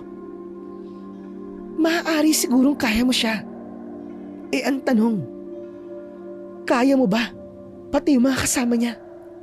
Kaya mo ba nasagupain ang buong kawan nila? Hindi lang isang aswang ang nandito sa baryo. Marami sila, Norman. Marami. Wala akong pakialam. Kahit gaano pa sila karami. Nakahanda ko alang-alang kay Waldo. Sa tingin mo, alam mo ba kung saan ko hahanapin ang mga aswang na yon? Hindi ko alam, Norman. Nagsisinungaling ka, Malia. Hinuhuli lang kita, Malia. Tulad ka rin ni Lolo. Ayaw mo rin magsalita. Hindi, Norman. Nagsasabi ako ng totoo. Hindi ko alam kung saan siya matatagpuan. Ikaw ang nagturo sa akin kung saan posibleng makita yung aswang na yon. Sabi mo doon sa may dulo ng batis. Nakalimutan mo na ba kagad? Norman, huwag ka magpadalos-dalos. Kung gusto mong sumugod doon, kailangan na may plano ka bago ka sumuong sa matinding panganib. Plano? Meron na. Meron na, Maria. Pero kakailanganin kong tulong mo mamayang hapon. May kailangan tayong gawin. Ibinulong ko sa kanya ang detalye ng aking plano. Biglang nanlaki ang mga mata niya. Parang hindi siya makapaniwala na magkakaroon kagad ako ng ideya kung paano bibitagin ang aswang. Tinitigan niya ako. Seryoso ang kanyang muka. Inihanda ko ang sarili ko at alam kong hindi madali yung hinihiling ko sa kanya. Dahil isa tong sugal. Kapag nagkamali kami, posibleng hindi na kami makauwi ng buhay. Maya-maya pa ay dahan-dahan siyang tumango. Sige, Norman, tutulungan kita. Pero siguraduhin mong gagana yan, ha? Napangiti ako ng bahagya kahit papano. Nabawasan ang bigat ng nararamdaman ko. Alam kong delikado, pero sa pagkakataong ito, wala nang atrasan. Handa na akong harapin ang kahit na anong panganib. Maibalik ko lang sa dating huwisyo ang kaibigan ko. Pagdating ng hapon, ay agad kong kinausap si Aling Cordapia na bantayan muna si Waldo at ang Lolo Poldo ko habang ako ay wala. At nang maayos na ang lahat, nauna na ako sa batis para gumawa ng mapagtataguan. Nang matapos kong iayos ang mga dahon, dumating si Malia na nakashort lang at maluwag na blouse. May bitbit din tuwalya. Kitang-kita ang makinis at maputi niyang hita. Umiwas ako ng tingin sa kanya bago pa niya ako mapansin na nakatitig sa kanya. Salamat at dumating ka. Akala ko nagbago ng isip mo eh. Handa ka na ba talaga dito? Nandito na ako, di ba? Sabi ko naman sa'yo, tutulungan kita. Delikado tong gagawin natin, Malia. Handa ako, Norman. Alam ko ang gagawin ko. Basta siguraduhin mo lang na hindi ka papalpak sa plano. Kapag nakuha ko ng atensyon niya, ikaw na ang bahalang humuli sa kanya. Gagawin ko, Malia. Huwag ka mag-alala. Hindi kita pababayaan. O sige na, pwesto na tayo. Agad akong pumesto sa ginawa kong taguan. Samantalang si Malia naman ay dahan-dahang lumapit sa pangpang ng batis. Umupo siya sa isang malapad na bato sa mismong pwesto kung saan kitang-kita ko siya. Halos 1 oras din kaming naghintay. Saktong nag-aagaw na ang dilim at liwanag nang bigla akong may maamoy. Agad kong sinenyasan si Malia. Habang nakatago ako, ay palinga-linga ako sa paligid. Lalo pa at papalakas ng papalakas ang mabahong amoy. Tumayo si Malia at iniwan ang tuwalya sa batuhan. Tapos ay dahan-dahan siyang bumaba sa tubig. Pero ang hindi ko inaasahan ay ang biglang paghubad niya ng blouse at ibinato sa kinaroroonan ng tuwalya. Nakatalikod siya sa akin pero kitang-kita ko ang magandang hubog ng kanyang katawan. Ilang saglit lang ay kumunot ang noo ko nang makita ang lalaking unti-unting lumalapit sa kinaroroonan niya. Humarap si Malia at nakita ko ang di ko dapat makita. Pumikit ako ng mariin. Pakiramdam ko ay nagkakasala ako sa kanya. Pero ilang sandali lang ay bigla ulit akong napamulat nang marinig ko ang boses ng lalaki. Pinuri niya ang katawan at kagandahan ni Malia. Hindi ko alam, pero nakaramdam ako ng matinding inis at gusto kong suntukin ang taong yun. Lalo na nung umahon sa tubig si Malia at nakangiting lumapit sa lalaki at sinakyan ang lahat ng panunukso nito. Kinuha niya ang tuwalya at sinabi niyang sa likod sila ng bato para walang makakita. Kinakabahan ako ng mga oras na yon kahit alam ko namang umaayon na ito sa plano naming dalawa. Ang likod ng batuhan na sinasabi ni Malia ay patungo sa kinaroroonan ko. Dahan-dahan silang lumapit at nang makalapit na sila sa akin ay akmang yayakap sana yung lalaki. Kaya agad na akong lumabas. Lumingon ito sa akin pero inunahan ko na siya. Sinuntok ko siya ng malakas sa panga kaya natumba siya. Hindi ko na siya binigyan ng pagkakataon. Pinagpapalo ko siya ng latigo hanggang siya ay manghina. Ano ka ba? Baka mamaya mapatay mo na yan. Mawawala na saysay ang pagod natin. Kung magiging bangkay lang yan bago natin makuha ang lunas. Ang bastos kasi. Nakakagigil yung mata eh. Kung saan-saan dumadapo. Ang sarap talagang baldahin eh. Bitag nga to, di ba? Kasama yun sa plano natin. Kahit na. Basta naiinis ako sa mukha ng hayop na to. Teka nga.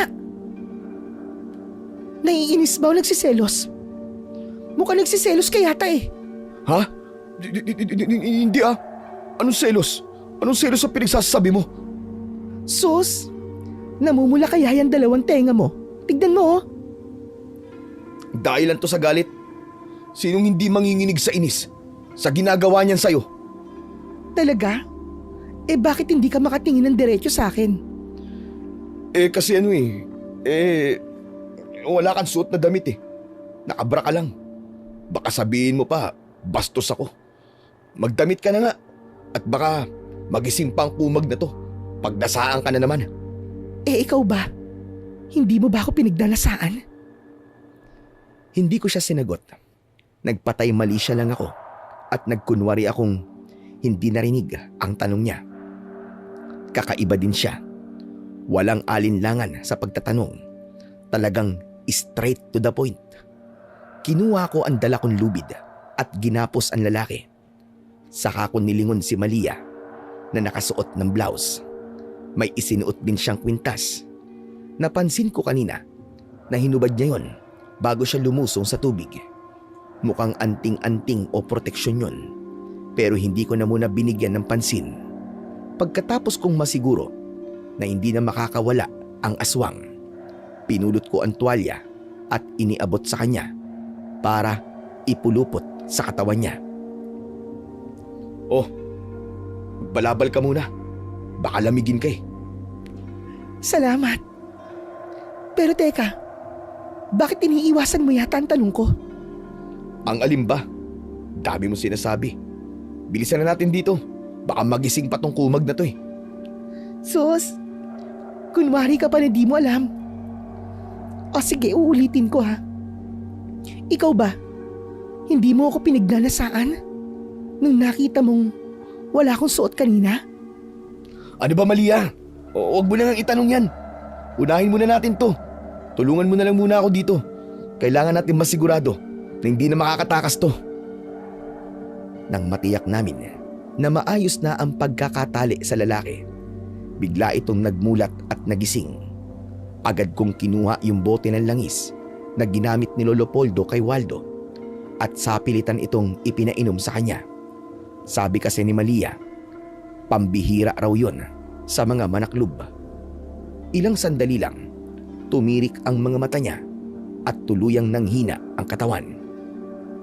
Hindi na ako nagpaligoy-ligoy pa. Hinarap ko siya at tinanong ng diretso.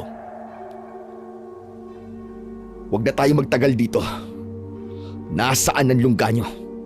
Nasaan yung babaeng kumagat sa kaibigan ko? Hindi siya nagsalita. Nanatiling tikom ang bibig niya. Tinitigan lang niya ako ng masama habang naglalaway na siya sa galit. Dahil sa inis, inilapit kong muli ang bote ng langis. Norman, wag na yan. Mabuti pa ay ito ang subukan natin.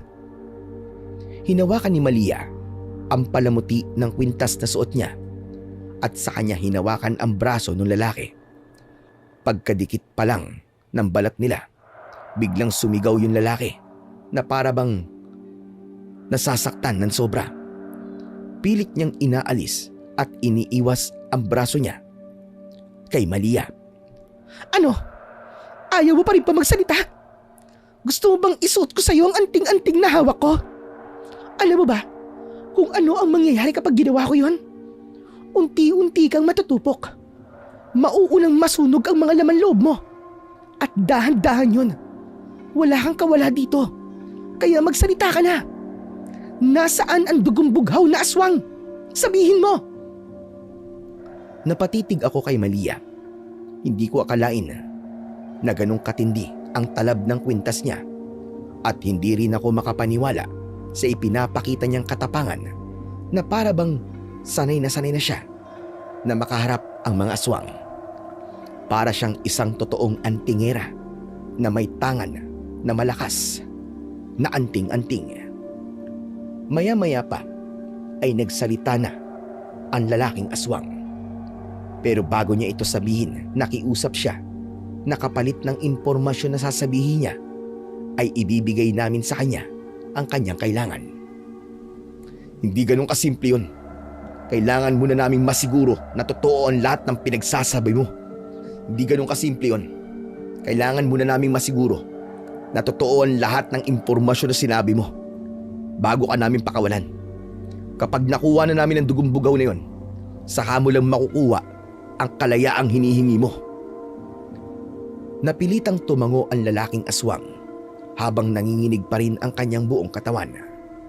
Sa gitna ng kanyang panghihina, sinabi niya sa amin na karamihan sa kanilang mga kasamahan ay hindi na nagtatago sa gubat. Marami sa kanila ang matagal nang naninirahan sa baryo at namumuhay ng normal tulad ng mga tao. Marami na rin daw kasing tumalikod sa pamumuno ng mga nakatataas na aswang. Lalo at karamihan naman daw sa kanila ay hindi talaga totoong mga aswang na tulad ni Waldo ay hinawaan lang.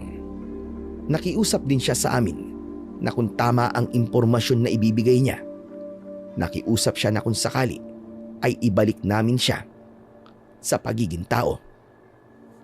Oo, sige. Gagawin namin lahat yan. Kung mahuli lang namin ang babaeng yon, tutulungan namin kayong lahat. Kayong lahat na gustong bumalik sa dati niyong buhay at katauhan. Napangiti ang lalaki nang marinig ang sinabi kong yon. Nagsimula na siyang magsalita.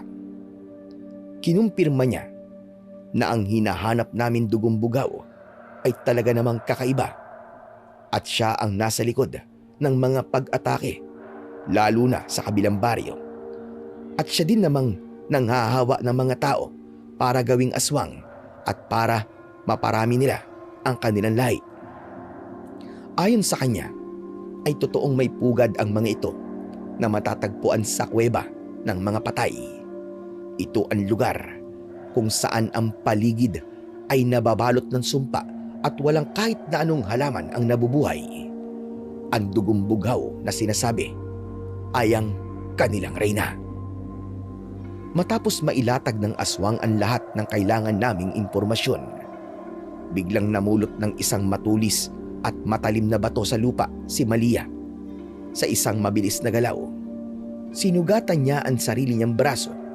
Nung una ay nagulat ako, pero agad niyang itinapat ang dumadaloy na dugo sa bibig ng lalaki. Sabi ni Malia, ito raw ang magsisilbing pangontra sa epekto ng langis na ipinainom namin. Napakatindi kasi ng talab ng langis ni Lolo Poldo sa mga kauri nila. Kung hindi siya mapapainom ng sariling dugo bilang panimbang, posibleng mamatay ito.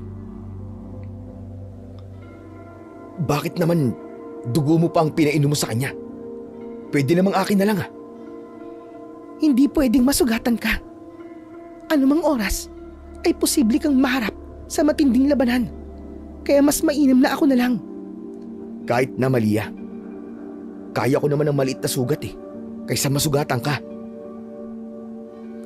Nag-aalala ka na sa akin yan? Ikaw naman binigyan mo agad ng mali siya. Ayun na naman ang panunudyo niya sa akin, sabay lapit ng muka. Uminit ang tenga ko sa ginawa niya. Kaya naman, sinadya ko nang inilapit ang aking muka sa kanya. Saka ko siya ninakawan ng halik sa labi. Mabilis lang. Nabigla ako sa ginawa ko, pero patay mali siya akong naglakad habang kagat-kagat ang ibabang labi ko. Akala ko ay magagalit siya, pero nakabuntot na naman siya sa akin na parang bata na nangungulit ng paulit-ulit. Hindi ko akalaing may ganitong katangian si Malia. Siya na kasi ang nagpapakita ng motibo sa akin, pero hindi tulad ng sabi ko kay Waldo. Nagugustuhan ko ang ginagawa ni Malia. Mukhang kakainin ko ang mga sinabi ko sa kaibigan ko. Ulitin mo pa yung panunudyo mo sa akin at hindi na kita uurungan. Tara na nga, punta na natin ang kuweba ng mga patay.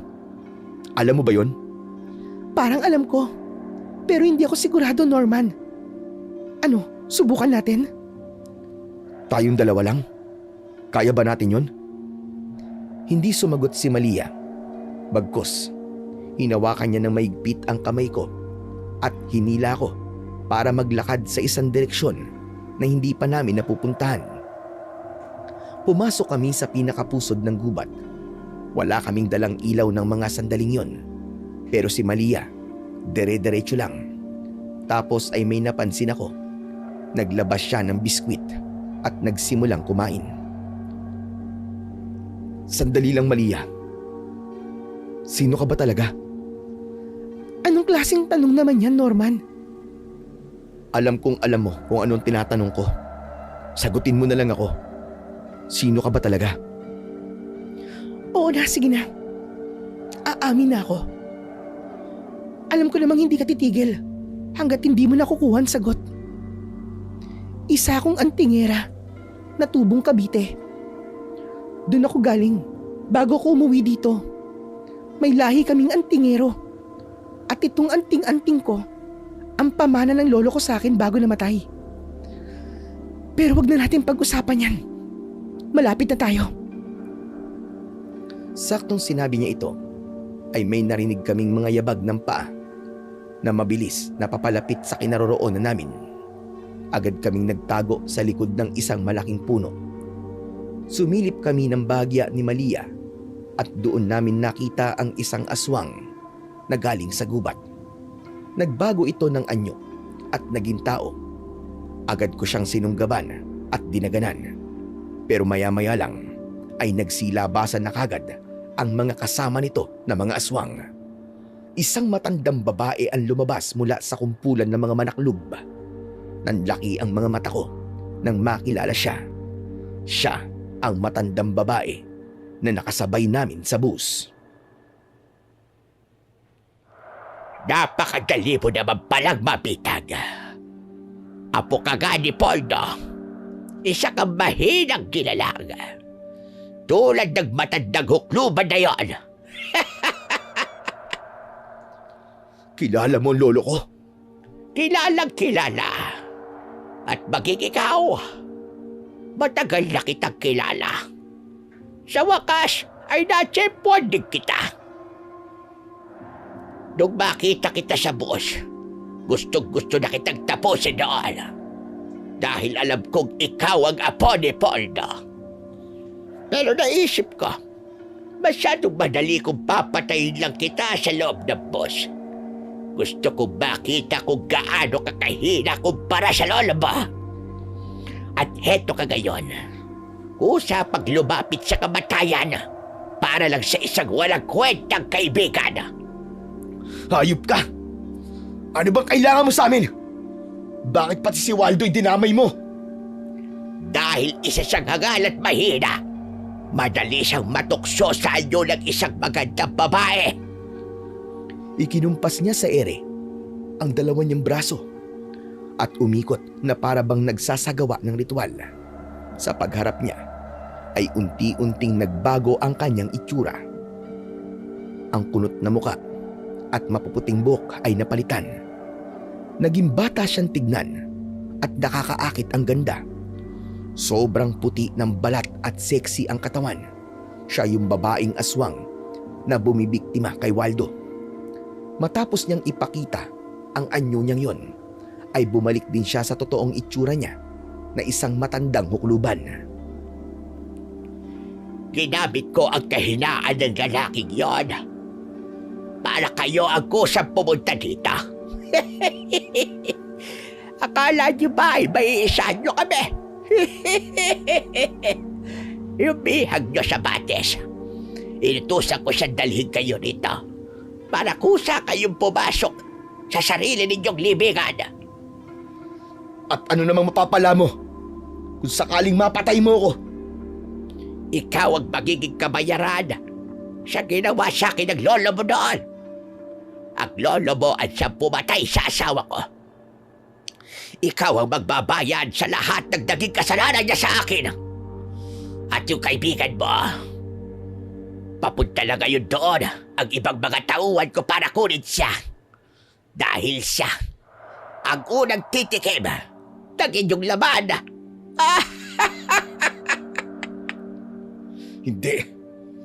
Hindi mangyayari yan. Tama. Hindi mangyayari ang iniisip mo. Hanggat buhay kami. At ikaw, Antigera, akala mo ba ay hindi ko alam yan dala mo? Ang agimat na yan ay luma na. Hindi na yan uubra sa isang katulad ko na may dugong bughaw. Sa isang kumpas ng kamay, biglang nagsilabasan ang iba pang mga aswang. Sobrang dami nila at dahan-dahan silang pumalibot sa amin. Nakahanda na ang kanilang mga kamay at paa. Pero ang mas nakakatakot ay ang kanilang mga buhok na para bang may sariling buhay at gumagapang papalapit sa amin. Humahaba ang mga hibla nito na para bang baging na handang pumulupot sa aming mga leeg. Tikman nyo ang bagsik ng aking mga kampana! Sa isang malakas na tili ng matanda, sabay-sabay na sumugod ang mga aswang. Agad kong iwinasiwas ang latigo ko at pilit na itinataboy ang mga aswang na nagtatangkang lumapit. Sandali lang! Magsitigil kayo! Itinaas ni Malia ang kanyang anting-anting. Sa isang iglap, biglang tumigil ang mga aswang na pasugod. Nagsisisigaw sila at napapikit. Para silang nasisilaw sa isang matinding liwanag. Nagtaka ako dahil wala naman akong nakikitang nakakasilaw na liwanag. Tumigil kayo! Kahit traidor yung lalaki na naging biyag namin, meron siyang sinabi o kinumpirma sa akin bago namin siya iwan. Alam namin yung iba sa inyo ay gusto nang kumalas sa kasamaan. Pwedeng mangyari yun. May gamot, maniwala kayo sa akin. Makakabalik pa kayo sa pamilya nyo ng buhay. Tumigil ka! Isa kang hangal para sabihin yan! Huwag kayong paniwala sa kanya! Walang lunas! Mananatili kayong mga aswang habang buhay! Hindi totoo yan! Ang dugo ng maharlikang aswang na to, ang gamot para sa lahat ng mga taong hinawaan niya. Makinig kayo mabuti sa akin. Kung tutulungan nyo kami, makakabalik na kayo sa inyong tunay na katauhan. Hindi nagtagal. Isa sa mga aswang ang dahan-dahang humiwalay sa kawan. Sumunod ang dalawa pa hanggang sa halos kalahati sa kanila ay tumalikod na kay Delia at pumesto sa likuran namin ni Malia. Hey! Mga traidor kaya! Nanggagalaiti sa galit si Delia nang makitang nawawala na siya ng kontrol sa sarili niyang mga kampon. Muli siyang nag-ibang anyo at mas naging kakilakilabot pa ang kanyang itsura. Nagsimula ang madugong engkwentro.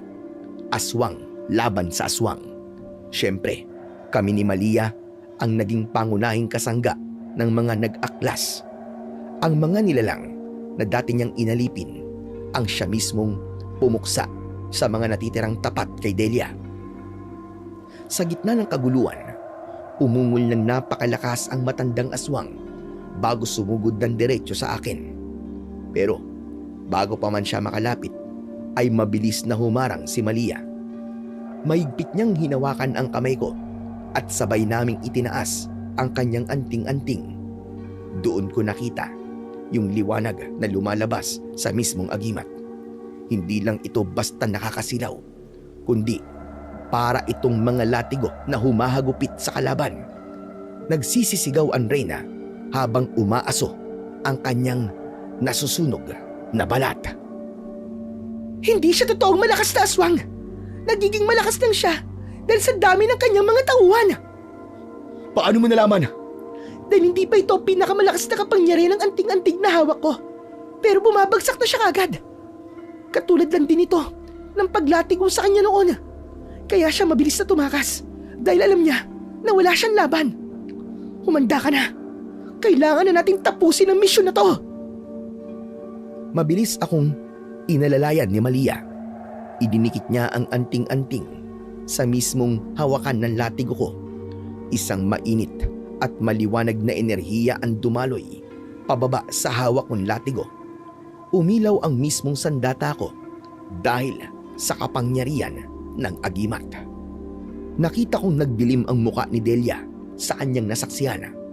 Nanlilisik ang mga mata niya na nakatingin sa amin. Nagulat kami nang makitang muli siyang nagbago ng anyo. Isang napakalaking halimaw. Tumalon siya at sumugod sa amin ni Malia. Itinutok niya sa amin ang matatalas niyang kuko. Pero nang akmang dadakmain niya ako, agad akong nakaiwas at iwinasiwas sa kamay niya ang latigo. Naputol ang mga daliri at tumilapon sa lupa. Yan na ba ang pinagmamalaki mo? Yun lang ba ang kaya mo? Napaigik siya at napaatras habang hawak ang dugoong kaliwang kamay. Pero hindi pa man lumilipas ang ilang segundo, nanlaki ang mga mata ko nang makitang muling tumubo ang kanyang mga daliri.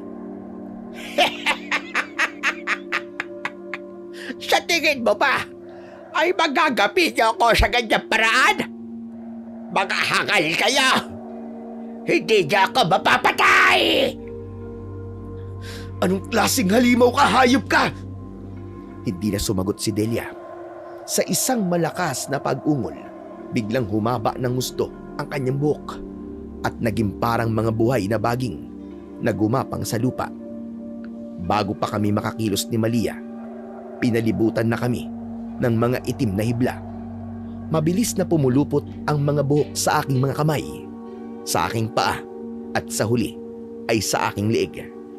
Ganon din ang nangyari kay Malia. Ramdam ko ang higpit ng pagkakasakal sa akin. Nanlalabo na ang paningin ko at halos mawalan na ako ng hininga habang pilit na nagpupumiglas. Pero bago pa kami tuluyang malagutan ng hininga, biglang lumuwag ang pagkakahawak sa amin hanggang sa yung mga buhok ay unti-unting lumayo sa amin. Nandahan-dahang luminaw ang paningin ko. Nakita ko ang isang pamilyar na figura sa likuran ni Delia, si Lolo Poldo. Hawak niya ang isang kumikinang na katana na nakasaksak na ngayon sa likuran ng matandang aswang. Tumagos ang dulo ng talim nun sa kaliwang dibdib nito, eksakto sa kinalalagyan ng puso. Nanlaki ang mga mata ni Delia at pilit na lumingon sa kanyang likuran. Ikaw! Mabuti na lang at umabot ako sa tamang oras. At mabuti na lang ay dito pa rin kayo naglulungga. Kaya madali ko kayong natunton. Hayop ka, Delia. Hindi ka talaga tumigil sa kasamaan mo. Huwag ka nang pumalag! Hintayin mo na lamang ang kamatayan mo! Walang hiya ka! Papatayin kita!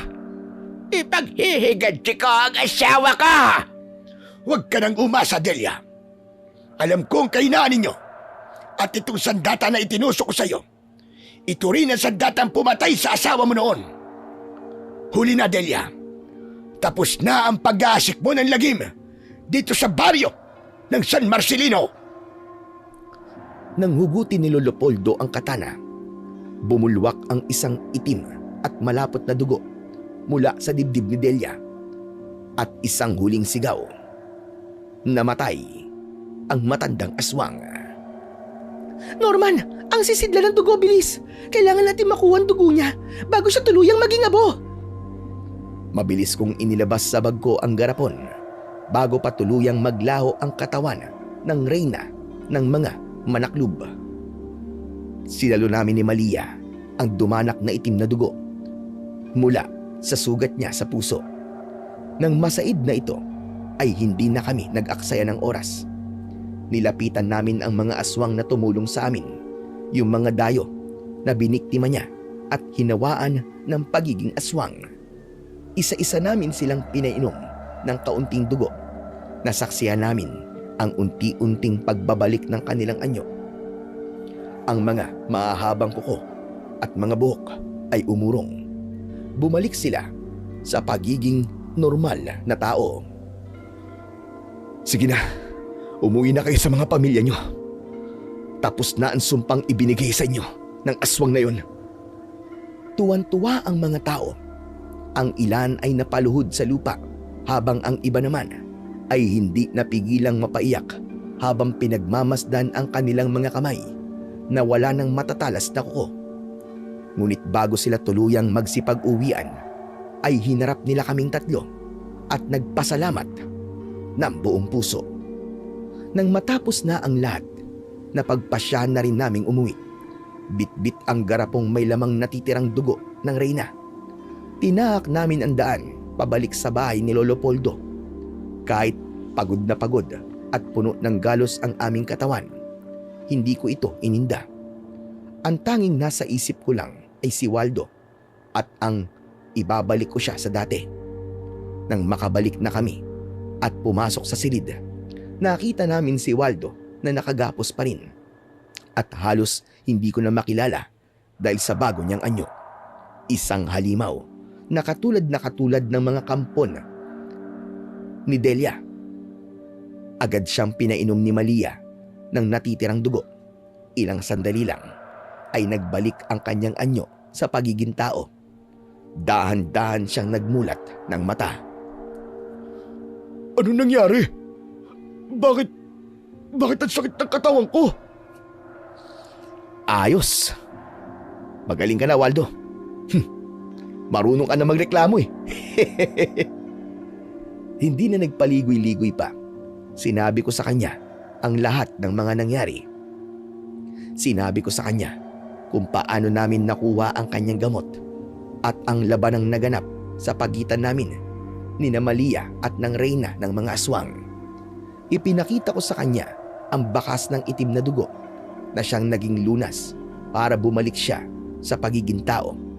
Habang nakikinig, bakas naman sa muka ni Waldo ang kilabot at pagsisisi. Pasensya na kayo ha. Norman, Lolo Poldo, Malia. Patawarin niyo ako kung naging pabigat ako sa inyo ha. Kundi dahil sa pagiging sutil ko sa babae, di sana magyayari ito eh. Buntik na kayong napahamak dahil sa akin. Ano ka ba? Ayos na yun. Ang mahalaga, tao ka na ulit at nandito ka. Huwag mo nang isipin yun. Humarap naman siya kay Lolo Poldo na noon ay tahimik lang na nagpupunas ng kanyang katana sa isang sulok. Lolo Poldo, pasensya na po talaga ha. Utang ko po sa inyo ang buhay ko. Kung di po kayo dumating, baka tuluyan na po ako naging halimaw. At baka nakapanakit na po ako ng mga inosente. Waldo, ang pagsisisi ay laging nasa uli. Mapalad ka dahil may mga kaibigan kang handang itaya ang buhay para sa'yo. Sana ay magsilbi itong aral sa'yo. Opo, Lolo. Malia, salamat din ha. Ngayon ko lang nalaman kung sino ka talaga at kung gaano kalaki ang sakripisyo mo. Pasensya ka na kung pati ikaw ay nadamay ha. Ayos lang yun. Bahagi yun ng pinili kong landas bilang tagapagmana ng anting-anting ng lolo ko. Pero sana sa susunod, huwag kang basta-basta magtitiwala sa mga estranghero. At sana, makinig ka na dito kay Norman. Maging tapat ka sa nobya mo. Pangako, hindi na mauulit. Simula ngayon makikinig na ako sa inyo. Magbabago na talaga ako, promise. Ilang araw ding nagpalakas si Waldo at tuluyan niya nang nabawi ang lakas niya at mapagaling ang sugat. Nagpaalam na siya sa akin. Ang sabi niya, mauuna na siyang umuwi sa Siquijor. Totoong nauna nga siya. Pero bago yun, nakita ko yung malaking pagbabago niya. Hindi na palaging babae ang bukang bibig niya. Hindi na rin siya tumititig sa mga magagandang babae na nakikita naming dumadaan sa kalsada. Samantala ako naman ay nanatili pa ng 1 taon sa baryo ni na Lolo Poldo. Hindi para magbakasyon, kundi para tanggapin ang hamon ni Lolo. Isang hapon, habang nakaupo kami sa balkon, iniabot niya sa akin ang isang anting-anting. Apo, nakita ko ang katapangan mo. Hindi ka nag-atubiling sumuong sa panganib. Mailigtas lang ang kaibigan mo. Dahil sa pagmamahal at tapang na yan, alam kong handa ka na. Karapat dapat ka nang ipagkaloob sa'yo ang kayamanan kong ito. Talaga po, Lo? Oo naman. Sa totoo lang, ay matagal ko na sana itong ibibigay sa iyo. Kasi alam ko naman na matapang ka. Hindi ka nga takot na manugis ng mga aswang sa Siquijor. Kahit wala ka namang medalyon o agimat. Kaya bilib na bilib talaga ako sa iyo. Kaya heto, Apo. Tanggapin mo ito.